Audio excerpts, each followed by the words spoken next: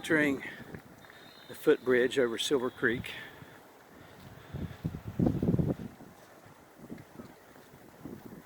There's much more to show you, I promise. It's not just all trail, just walking. There's more activities as we get further down the trail and other things to enjoy. We'll get there.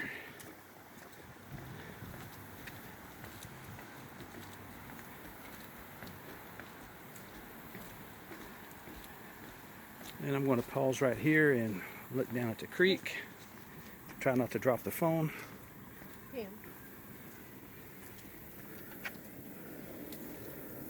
A little muddy today. I don't know why. We've not had much rain lately.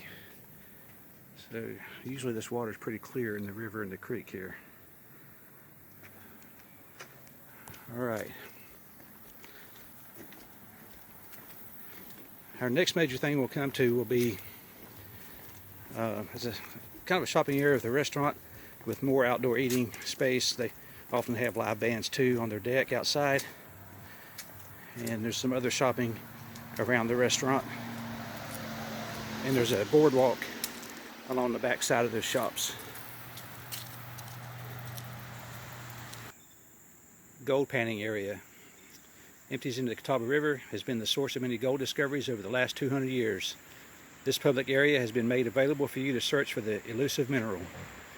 Gold here may be found near the bedrock layer or mixed throughout the sand.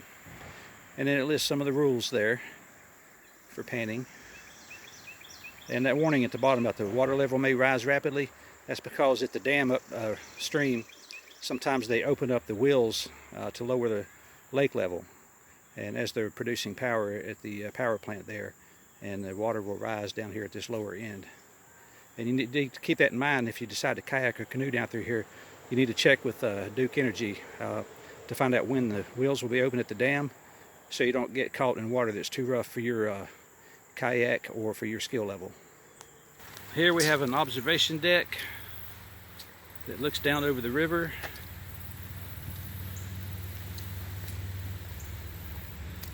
It's going to be hard to look upriver because of the sun glinting off the water.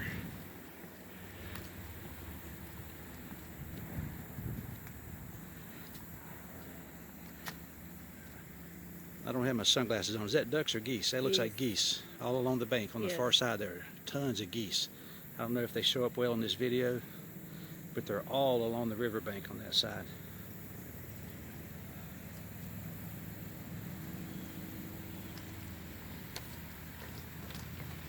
Let's get a little closer. Well, they're in the shade, so it's hard to see, but they're there. I don't think I've ever seen so many geese on this river in one place. And it's usually ducks. I guess it's that time of year as they're starting to migrate south.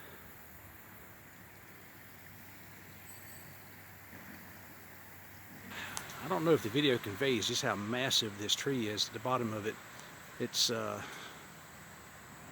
probably already broken off. What do you think the base of that tree is? 4 feet, 5 feet across at the bottom? It's huge. Okay, here on the right you'll see some large boulders. It's not unusual here in the western part of the Carolinas to see large outcroppings and boulders and rock faces. We're kind of in the foothills here, but it's still some very large boulders. And this tree here is covered with a vine called kudzu. It was imported many years ago from China to try to control erosion. And they found out that it just grows so wild, it just takes over and grows over trees and just takes over large swaths of area. But the neat thing about kudzu is that it's edible. I'm not sure if there's any special considerations in preparing it, but I know that there are people who have made cookbooks and different ways to prepare it for different types of meals and salads and things.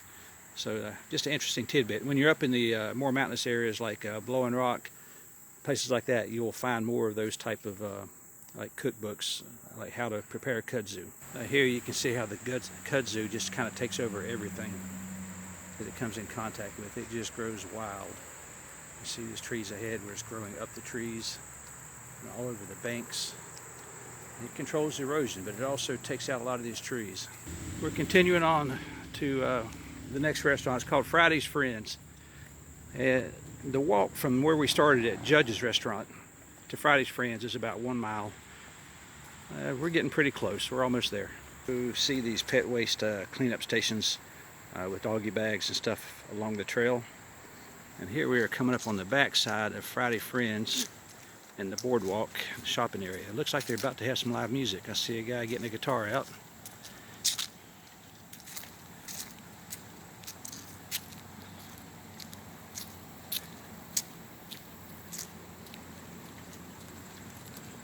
You see the river down here. Outdoor deck seating area for eating and entertaining.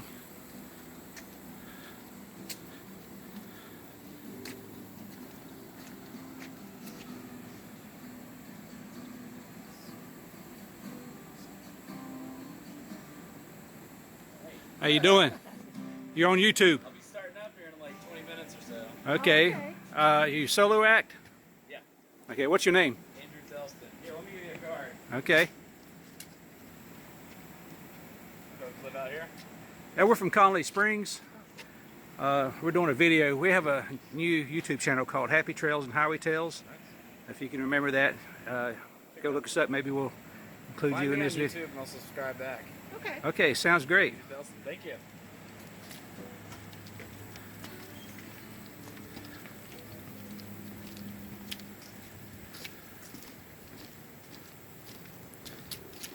Well, that was nice. Yeah. Let's get a view of the river over here. We'll have the restaurant on the right. Of course, as I said, you see the seating area. My nephew works here.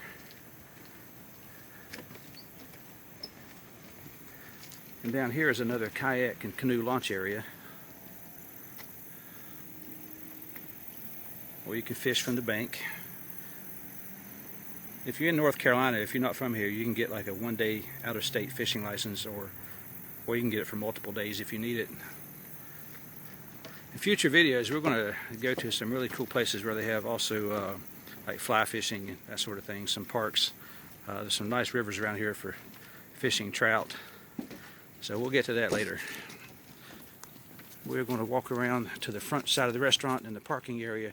This is another point of access to this trail system, and I'll include the GPS coordinates for this location as well. They do have public restrooms.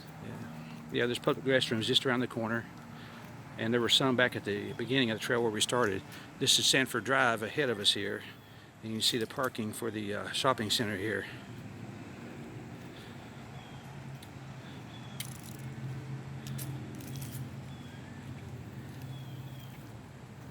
So there's various shops and offices along here. And then this is Friday Friends Restaurant, and they are open.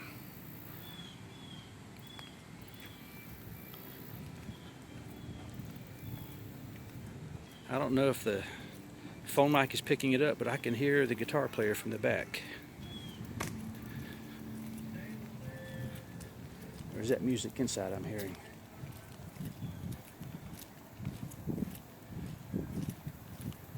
Let's take a shortcut here. Vending and restrooms this way. This is a great place for families. You'll see there's a lot of parents and grandparents with their children and grandchildren come out here to walk and ride bikes.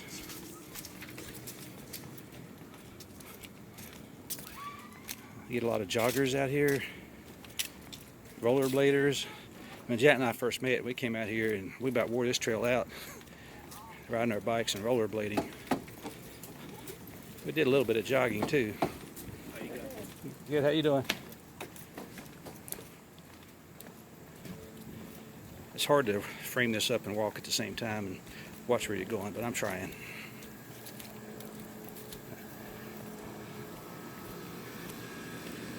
And here's your vending area and some restrooms, water fountains. And let's just step over here for one more second, take another look off at the river.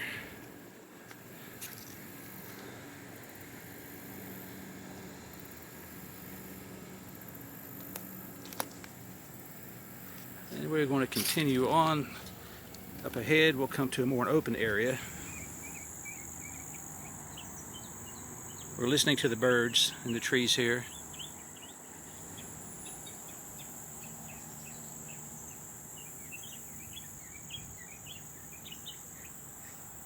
Again, you can see all the kudzu. Okay, this part of the trail is connected to the Over Mountain Victory Trail. It's a National Historic Trail. You see on there it says 1780. It has to do with back in the Revolutionary War, and I may be wrong on this. My history is a little fuzzy, but I think it has something to do with Ethan Allen and the Green Mountain Boys that came down through this area and marched down to Kings Mountain, to the Battle of Kings Mountain, which was one of the kind of turning points and decisive victories in the Revolutionary War. So there's a lot of such history here with these trails around here. It's just something you have to come and check out for yourself. And it's not the only place like this Greenway, but there's many trails in the area here that you'll want to come and learn about the history. Let's continue on.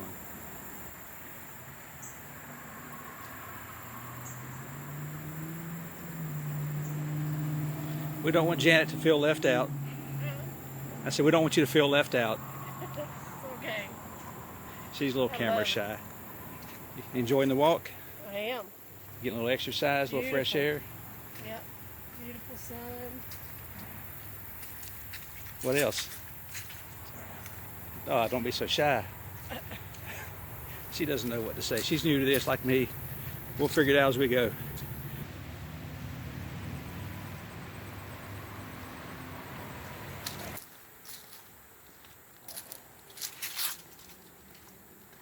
We have the river on the left and the trail ahead. Now, it's not all just trail walking. We have some surprises up ahead of some things that are here along the trail, activities and fun things to do. I think you'll really be surprised.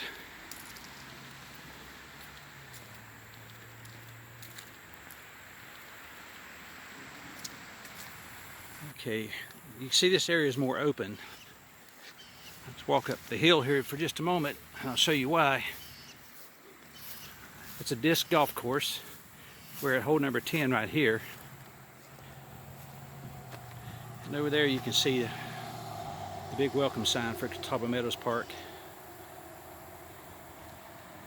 This whole big area here is for disc golf. And there's more to come up ahead. Okay, at this point of the trail, we're probably what, maybe 2 miles in? You'll see there's a little side turn out here. There will be a few of these, and this is the areas that you don't want to miss because you can't really see everything from the trail. And we're going to walk up here and show you what you would miss if you walked on by here. But I'm going to cut for now. We're going to turn right at this next right here. And when we get up there, I'll show you what we're talking about. Okay, you can see from here there are 3 large outdoor pavilions. These are open to the public. You can come out here and picnic. Anyway, as I was saying about the pavilions, they're open to the public, but they can be reserved for private parties, reunions, just any kind of function you want to reserve it for. We actually had a kind of a mini high school reunion out here, and my wife and I DJ'd that party. It was a lot of fun. All right, it appears that they've added, in addition to these storyboards along the trails, they've added a book exchange.